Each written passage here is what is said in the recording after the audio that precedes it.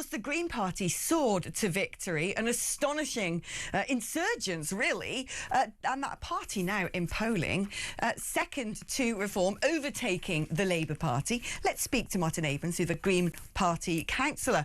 I mean, Martin, what do you think is behind your sudden skyrocketing to such a prominent position in national politics?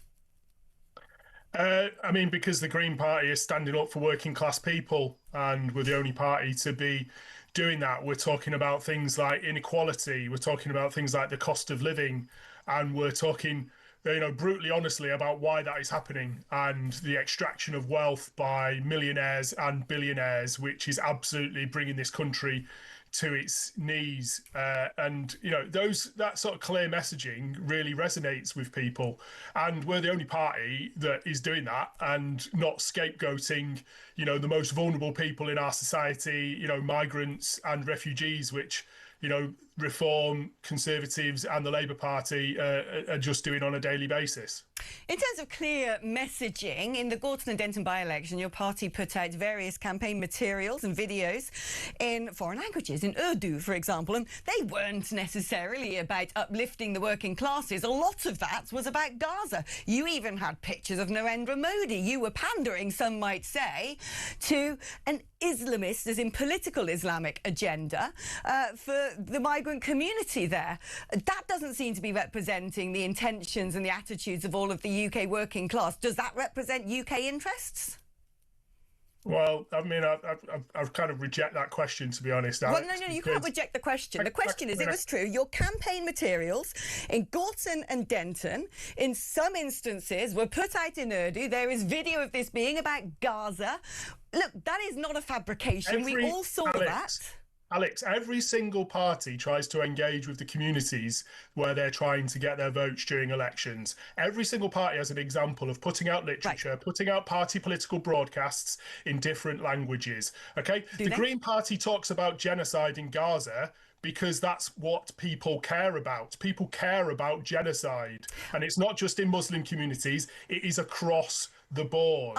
We're talking about it consistently, and we're the only party to call a genocide a genocide. None of the other three parties that were contesting that election dare call it that, because they are just in cahoots with people like Donald Trump and Benjamin Netanyahu that are taking us and dragging the UK into another illegal war into Iran. The Green Party is absolutely standing up for things that people care about, and that's why we absolutely smashed that election, got a 4,000 majority, got Labour to come third in what was apparently a two-horse race, and we've now got our fifth MP in Parliament in Hannah Spencer, a local plumber who speaks clearly and passionately about the things that clearly the voters in Gorton and Denton care about. But you sailed to success, some would argue, or I think it's numerically, statistically evidential, off the back of a consolidated Muslim vote. There have been accusations of so-called family voting. Your deputy leader, Martin Ali, was present at what appears to be a pro-Iranian regime march the other day.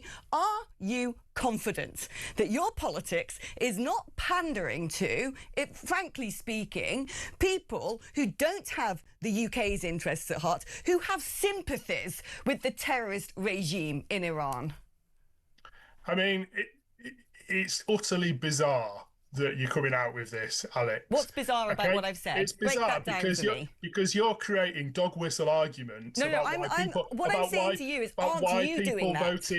why people voted for the Green Party.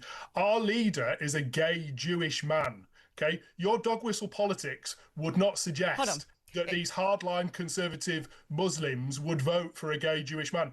But what happened in Gorton and Denton is people from all communities came out and voted for a local plumber in Hannah Spencer that talk about things very clearly about things that people care about. Please can you answer my question?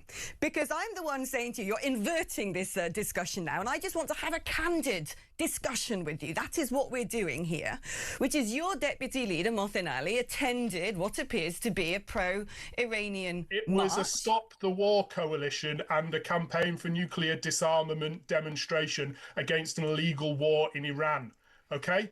That is not a demonstration supporting the regime in Iran in any way, shape or form. So you would turn around and say that you would agree that the regime in Iran is a terrorist regime, poses a threat, not just the United Kingdom, but frankly sponsoring terrorism around the world?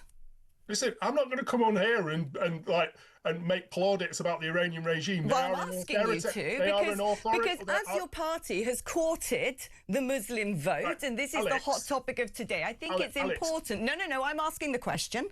I think it's important. The way this interview has to work, though, is you ask the questions, I answer them. No, I'm asking this again. Let me break it down. Let me break it down very clearly. And I will wait for your answer, which is how an interview works. Okay. Yeah, you've got to let me answer them, not interrupt me. Please don't interrupt. I didn't. It is important that we understand from your party, you're second in the polls. We saw in Gorton and Denton that you have courted the Muslim vote, that numerically this got you over the line. Okay. What I am asking you is, if you want to play in national politics, and currently you're second in polling, we need to understand what your foreign policy positions are. And so I asked you a very direct and simple question, which is the Green Party in support of the position that Iran is a terrorist regime? Yes or no? Listen, Iran is a despotic authoritarian regime that has been attacked illegally by what I would describe as another terrorist regime, Israel, supported by the US.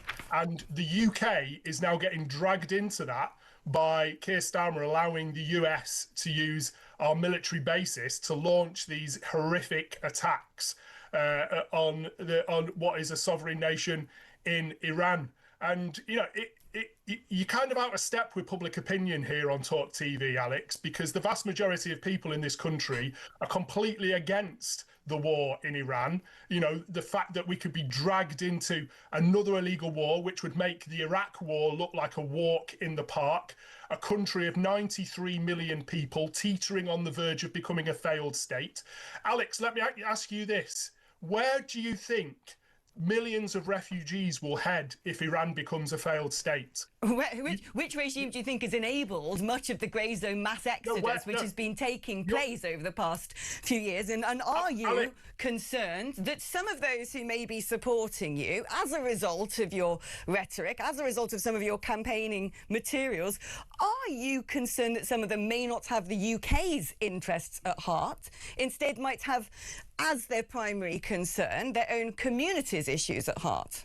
I mean, this is becoming a bit of a laughable I don't think it's funny. I think it's scary. That's why I'm asking you. No, it is terrifying. You are absolutely right. Because, Alex, I've heard you on this show beat the drum, anti-migrant rhetoric, anti-refugee rhetoric. It's not anti-migrant and it's not anti-refugee. It is anti-open borders, but continue. For someone who seems to hate refugees and migrants so much. How dare you? How dare you? Listen, you don't get to come on my show and say that I am anti-refugee. You are trying to deflect from answering a question when I'm asking you. You have a responsibility to be accountable to the general public. If you're polling second in national polls, we want to know what your relationship is when it comes to sections of the Muslim community who may have Islamist interests. That is what I'm asking you. That is what I want you to address. That, I think, is critically important. Don't try and turn this around against me. I was asking you whether you are confident that your supporters all have the UK's national interests at heart, or if there is a risk that they are prioritising, I'm talking about sectarian politics here, if they are prioritising their community's interests at heart, and if you are playing to this by putting out campaigning materials in foreign languages and invoking an emotive reaction to international wars. So in Gorton and Denton, Hannah Spencer, a white working class plumber who loves greyhounds, absolutely smashed Matt Goodwin and the Labour Party candidate with an absolutely thumping 4,000 majority. The Green Party is led by a gay Jewish man, and you are seemingly linking the fact that the Green Party is mobilising support of Islamists and this kind of dog whistle politics. Are you mobilising supportive Islamists? I mean, absolutely not. We are mobilising the support of people that want to see a bit of hope and a bit of change in our politics, because the trust in British politicians at the moment is in the absolute gutter, mostly because they keep dragging us into illegal wars. They keep lying. They keep saying they're going to do one thing and then do another. What? And let me just finish on this, Alex, okay? Because Nigel Farage and people like Keir Starmer, they're coming out with, and Kemi Badenoch, they're constantly coming out with this rhetoric about refugees. Okay, and I've already mentioned, okay, for people that seemingly hate refugees in those politicians, okay, they seem to love creating them.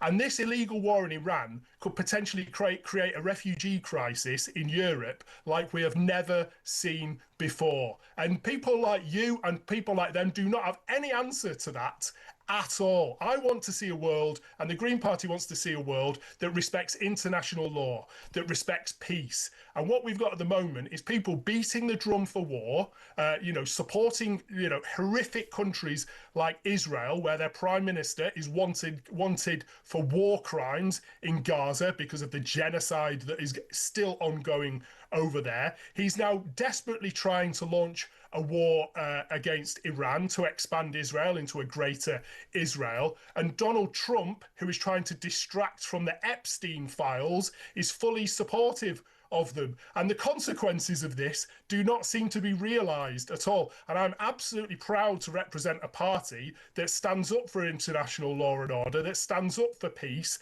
and does not want to be a part of waging illegal wars like we're seeing at the moment, where energy prices are going to go through the roof, creating an inflation crisis again, like we've never seen before. Indeed. And it's absolutely crazy that people are supporting this. Energy prices are going through the roof, and yet we can't access our own fossil fuels, so we could be at the sharp end of that. Why did you have Narendra Modi in your campaign material?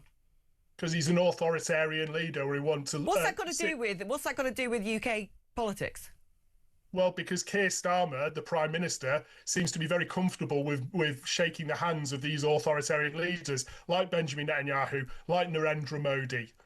And you think that saying that and putting that in campaign material has nothing to do with dog whistling to an Islamist vote? Completely separate? No, not at all.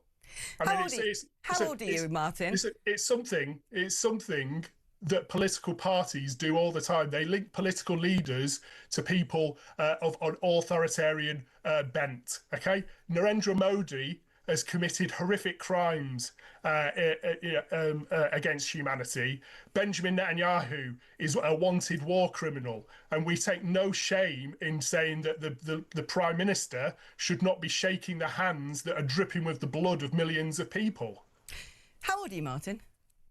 That's a very personal question, Alex. I'm 45. OK, I'd have thought you'd have graduated beyond Fisher-Price politics by now. Thank you ever so much for joining the programme. Philip, I find it astonishing when I listen to some of these arguments. They're saying, oh, we're